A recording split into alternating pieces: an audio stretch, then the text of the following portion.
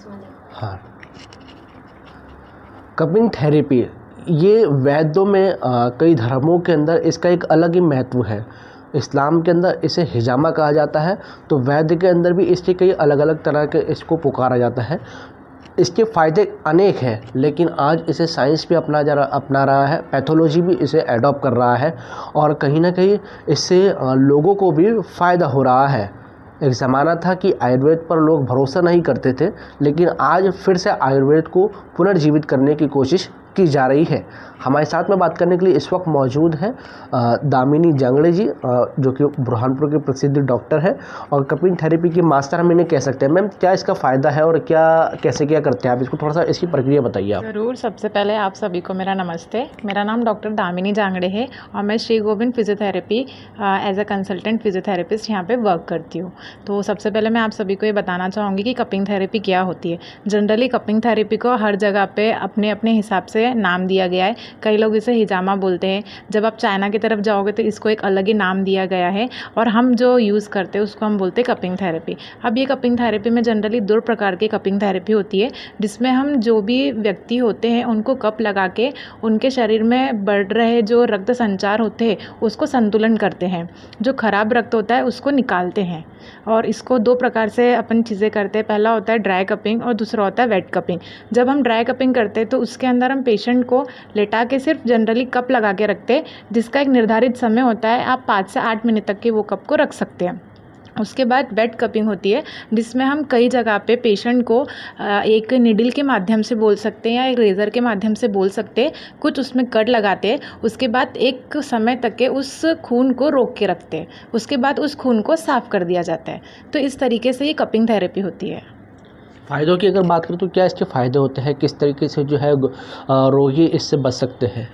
Cupping therapy के कई सारे फ़ायदे हैं। जनरली सबसे पहले मैं आपको बताना चाहूँगी कि कपिंग थेरेपी हम क्यों और कहाँ कहाँ यूज़ करते हैं। कई लोग रहते हैं जैसे जो जिम वाले पर्सन्स होते हैं, उन लोगों को कपिंग थेरेपी लगाने का मेन मकसद ये रहता है कि उनके जो बॉडी के अंदर रक्त है उसको हमको सही रखना पड़ता है। तो उन लोगों के लिए मेन कपिंग थेरेपी की जाती है। उसके बाद दूसरा रहता है कि कई लोगों का जो फैट रहता है या जिनका रक्त संतुलन ख़राब रहता है, उन लोगों का हम कपिंग थेरेपी करते हैं, जिसमें कई पेशेंट डायबिटीज़ के रहते हैं, जिनका कोलेस्ट्रॉल लेवल बढ़ा रहता है।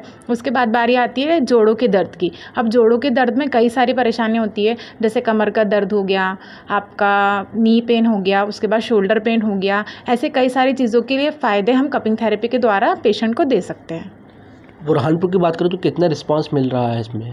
बुरहानपुर में कई सालों पहले तक ये चीज़ें नहीं थी, लेकिन कैसा है, साइंस के साथ तरक्की हो रही है, लोगों को ये चीज़ों में पता चल रहा है कि भाई कपिंग थेरेपी क्या होती है।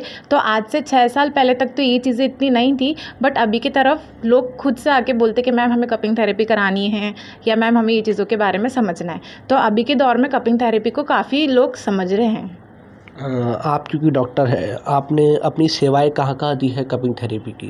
मैंने अपनी सेवाएं औरंगाबाद में दी है, सौदा में दी है, फैज़पुर में दी है, उसके बाद भुसावल और जलगांव में अपनी सेवाएं दी है। उसके बाद मैं अपनी सेवाएं बुरहानपुर में दे रही हूँ। क्योंकि ये आपने जो जो नाम बताया ये सब महाराष्ट्र में आते हैं। अब एमपी की बुरहानपुर की बात करें तो वहाँ पर कैसा और यहाँ पर क्या है?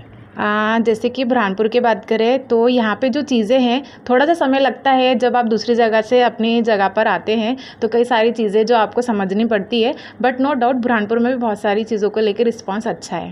चलिए, बहुत शुक्रिया मैम हमसे बात करने के लिए। तो आपने देखा किस तरीके से, एक आखिरी सवाल रखें मैम, इसको कौन और कौन जैसे कौन से एज से इसको ले सकते हैं? बच्चे ले सकते हैं, नहीं ले सकते हैं, बड़े ले सकते हैं, नहीं ले सकते हैं? जो कपिंग थेरेपी होती है वो बच्चों के लिए बिल्कुल नहीं है। जिनकी आयु 22 वर्ष 20 वर्ष है वो बच्चे ये चीज़ें ले सकते हैं, और जिनकी आयु 50 वर्ष की है, 50 से 55 तक के जो वर्ष होती है उतने में ही आप कपिंग थेरेपी दे सकते हैं। उसके भी कई सारे रीज़न होते हैं। जब आपके पास कोई आता है कपिंग थेरेपी कराने के लिए, तो सबसे पहले बीइंग एज अ थेरेपिस्ट, जो भी आप थेरेपिस्ट है, आपका ये जानना ज़रूरी है कि वो आपके पास किस पर्पज़ के लिए आया है। पहले आप उसका पर्पज़ जानिए, उसकी जो पुरानी चीज़ें हैं पहले उसके बारे में जानकारी लीजिए, उसके बाद ही कपिंग थेरेपी की तरफ पेशेंट की ओर जाइए। हर पेशेंट को आप कपिंग थेरेपी हर सिचुएशन में दे, ये ज़रूरी नहीं है।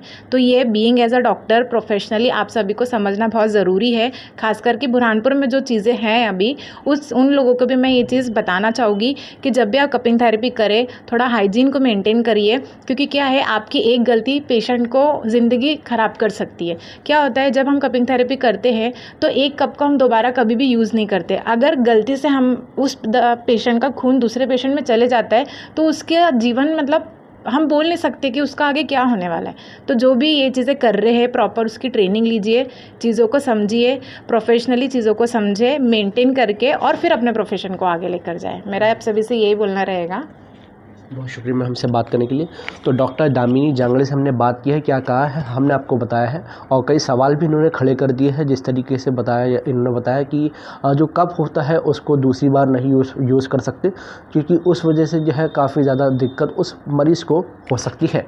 कैमरा पर्सन मोहम्मद अनस के साथ मैं दानिश अज़हर खान, BNC मीडिया, बुरहानपुर।